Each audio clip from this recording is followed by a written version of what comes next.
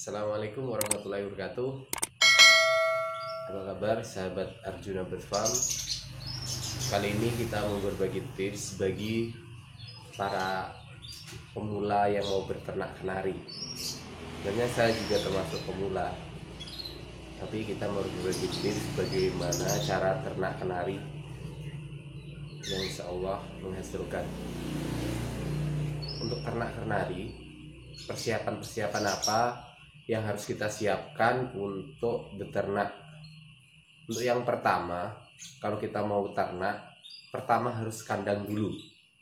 Kandang penting supaya kalian tidak bingung nantinya kalau punya kenari, bingung masih cari kandang, bingung meletakkan di mana. Jadi perhatikan pertama kandang dulu. Nah, untuk ternak itu harus punya 2 kandang minimal untuk satu pasang kenari. Jadi kandang pertama itu kandang pok. Kandang pok itu seperti yang di belakang ini. Itu kandang pok yang fungsinya untuk indukan betina untuk tempat bertelur. Jadi tempatnya nanti untuk merawat anak-anak di situ. Nah, kandang pok itu dilengkapi dengan tempat bersarang. Tempat bersarangnya ada di toko-toko pakan burung, ada kandang poknya juga ada. Jadi kandang pok persiapkan, tempat bersarang persiapkan, kemudian sarangnya juga persiapkan. Sarangnya biasanya dari serat nanas kalau di tempat pakan burung. Kalian juga bisa menggunakan yang lain, yang penting bisa digunakan untuk bersarang burungnya nanti.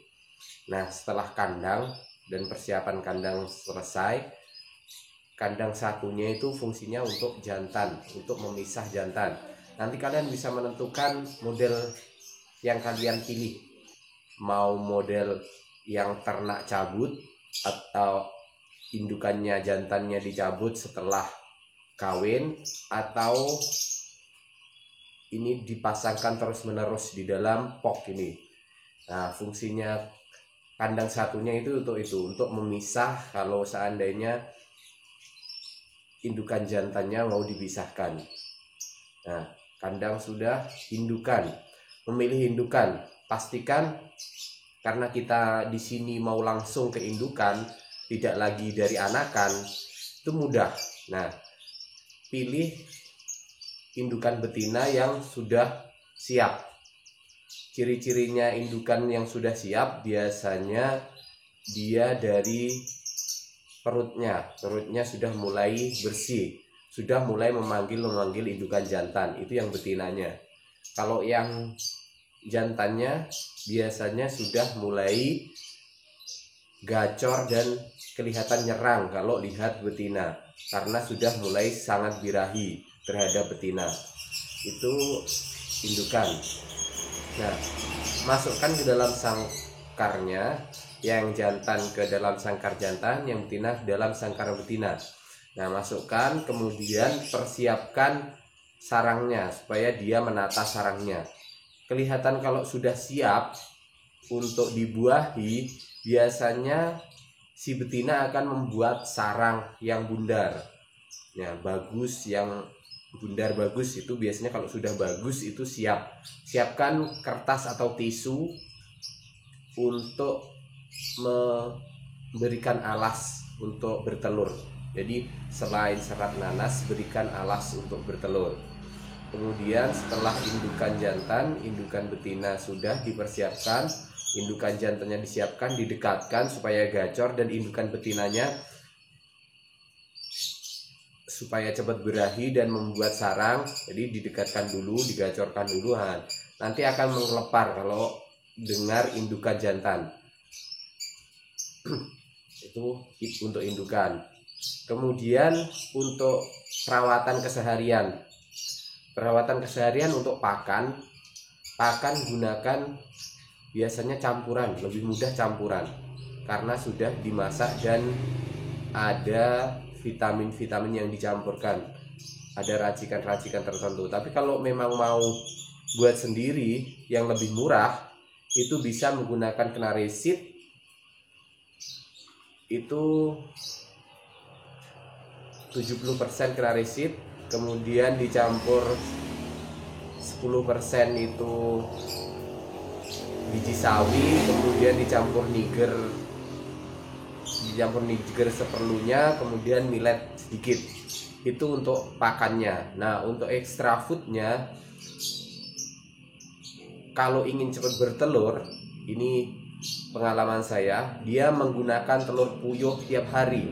Jadi dijemur tiap hari jam 7, mulai panas itu jam 7 sampai jam 9. Tapi kalau itu bisa menyesuaikan kuat apa tidak indukannya. Nah, kalau sudah dijemur nanti dikasih pakan telur puyuh tiap hari supaya cepat terbentuk telurnya. Nah, itu pakan sudah, indukan sudah. Nah, tinggal memasukkan. Kalau sudah mulai indukan betinanya siap, tinggal masukkan aja. Pagi hari biasanya dia proses kawin. Kalau kawin cabut pagi hari atau sore hari lebih mudah. Nah, kalau dimasukkan terus ya masukkan terus saja supaya sampai bertelur dan mengerami, kemudian memberi makan anaknya. Bisa juga, saya juga menggunakan sistem itu, menjodohkan terus menerus. Tidak saya cabut, kawin cabut biasanya ada. Kalau kawin cabut itu, kalau sudah bertelur 2 biasanya dicabut. Nah, sehari cuma dikawinkan sekali 2 kali, terus dicabut. Setelah 2 hari kemudian telurnya sudah 2 atau 3, bisa tidak dikawinkan lagi. Nah, itu biasanya. Kemudian untuk setelah bertelur, nah bertelur ini biasanya gang sehari bertelur, kemudian bertelur lagi biasanya 3, 4, bahkan sampai 5 telur.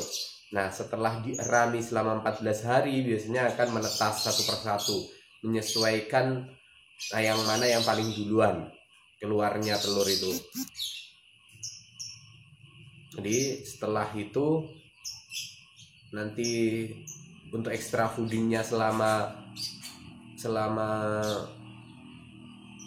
kasih makan anakan, kalau pas mengeram nggak usah extra fooding. Kalau makan anakan biasanya telur puyuh, kadang sawi itu bisa.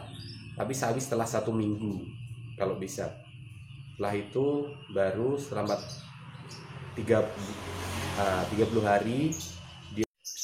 Nah, setelah 30 hari dia dikasih makan induk betinanya, nanti bisanya dia sudah bisa mandiri makan sendiri. Nah, waktu itu kalian bisa pisah dari indukannya.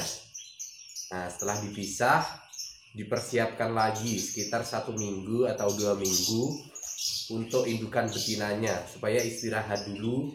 Jadi mempersiapkan energinya untuk bisa bertelur lagi. Jangan terlalu dipaksakan untuk bertelur terus-menerus, karena bisa, menurut pengalaman, bisa menurunkan produktivitas, kemudian bisa mempercepat meninggalnya.